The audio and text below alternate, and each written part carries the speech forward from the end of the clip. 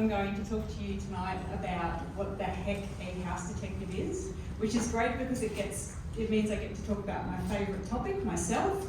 So I'll have, the problem is obviously keeping it to 6 minutes and 40 seconds. But my name's Marianne Taylor, as Paul said. My alter ego is the house detective. So I'm an architectural historian, which basically is a fancy way of saying I research the history of houses and buildings for a living. So it was a long and winding road to get me here, and it all began with Sir Francis Drake and the Spanish Armada. Oh no, sorry, we're doing a short version tonight, aren't we? Okay. Bonus points to anyone that got that cracker jump reference.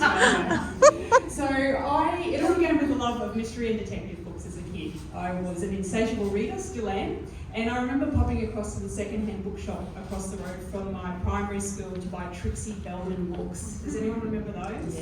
Yeah. So she was a female, young girl character in these books, and she was a little bit dorky and nerdy, so I could totally relate to that. And she would solve mysteries, and there was a couple that involved big mysterious mansions. The Secret Island was another one. There was a house mystery involved in that. Loved that book. I then progressed to the Susan Sand mysteries, which are so 90s. Look at those covers. They're amazing. Then I graduated to Patricia Cornwell Forensic Science, forensic pathologist books. I also fell in love with these two houses as a kid. Top right, we called that the ghost house, and we'd beg Mum to drive us past it, and she did. And then the other one was moved to the block of land behind where we lived at Corinda, and it was a big old creepy house, and my brother and I snuck over one afternoon and had a peek through it, and we just thought it was so creepy and so cool. So that's where it began. So I had developed my forensic science obsession, did a science degree and honours in chemistry, worked in labs for a few years, absolutely hated it. Absolutely hated it. My forensic science dreams were crushed. So I didn't want to join the police force. So anyway, I did some volunteer work, fell in love with history, and ended up working in that area in a range of jobs, hated those jobs, quit my job and started the house detective, and I love that. So now I have researched over 250 houses all over Australia. I also do date of construction work. Thank you, Brisbane City Council, for bringing in restrictions on pre-1911 and 14 houses. And I also do heritage consulting and precinct studies. Now, this is one of my case files I wanted to talk about. So Miss Midgley's was actually open this weekend. Some of you might recognise this place. It was called St Clair's originally, and it's on James Street at New Farm. I researched this a few years ago, and it's an absolutely incredible building, as you can see from this history snapshot here. It's been so many things over its lifetime. It's been a private residence, it's been home to some amazing people, it's been flats, it's been a hospital, it's been a school, it's been a whole range of different things. And it was, the land on which it now sits was purchased by this amazing woman, Elizabeth Cairncross, in 1862. And her husband, William, were quite well off, as you can imagine. And they didn't live on this land, they lived at Combsley House, which gives Combsley Reserve at Morningside its name. And they bought this as an investment property. And William owned a bakery and confectionery business. He had a shop on Albert Street in the CBD. And in 1869, this ad appears by Mrs. Cairncross advertising this new commodious premises on James Street. And combined with other evidence, I worked out that that was this house, this two-storey stone house that I'm talking about. Now, James Collishaw was the architect that William used for a lot of his commercial buildings. I think he might have also designed this, but couldn't prove that. Before they built the house on their site, though, it was used as an orphanage and a school, so there was buildings there prior to this.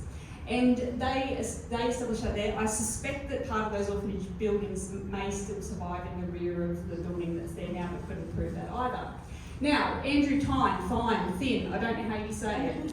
He was one of those guys who's kind of a big deal. He's involved in everything in Brisbane, all the businesses, all the groups and everything like that. So Elizabeth and William's daughter Wilhelmina were married to Andrew, and they lived at the house for a time. Then a series of prominent businessmen and social men that were prominent in the business in social circles. I need to take a breath and slow down, sorry. And an ex-premier lived there, and they are some of the most impressive names you will ever see. One of those men, Daniel Roundtree Somerset, likely called it St Clair, and that name stuck with it up until recently. So it was May Elizabeth Whedon established a hospital there, private hospital there, and this is at a time before public hospitals were available. It was quite common for these houses to be converted for that use, and she ran that for a number of years. In 1903, James and Mary Midgley bought the property, and the following year, their daughter Anne Midgley established a school for girls there. In addition to teaching the standard subjects, reading, writing, arithmetic, they also focused on music and art, and Anne was quite a talented artist. One of her pictures is in the Australian War Memorial. So this school was quite incredible. It was run for a number of years. It was successful. She ended up buying the property. Here's a photo. You catch a glimpse of it up the top there. That's the best I could do in terms of photos. And then you've got a plan here that shows some of the buildings in the backyard. There's a bush house there. There was an emu, a cockatoo, and a koala as part of this school in the backyard. How incredible is that?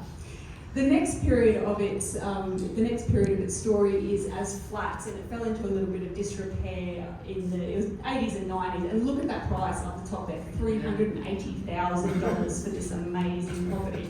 So it was flats for a while. It was known as the pink flats locally because it was a lovely shade of pink. Then Lisa and her daughter Isabella White came along and they renovated, restored the property and converted it into a boutique guest house, which it remains today. It's called Miss Midgley's in honour of Anne Midgley's school. One of the best finds that they uncovered during the work was this amazing arched fanlight over the front door, and that was incredible. Now, finally, shameless plug for my business. You can follow my house detecting adventures on Facebook, Instagram, and YouTube. And if you want to hire me to research your house, my website is up there. You can contact me through that. Thank you very much.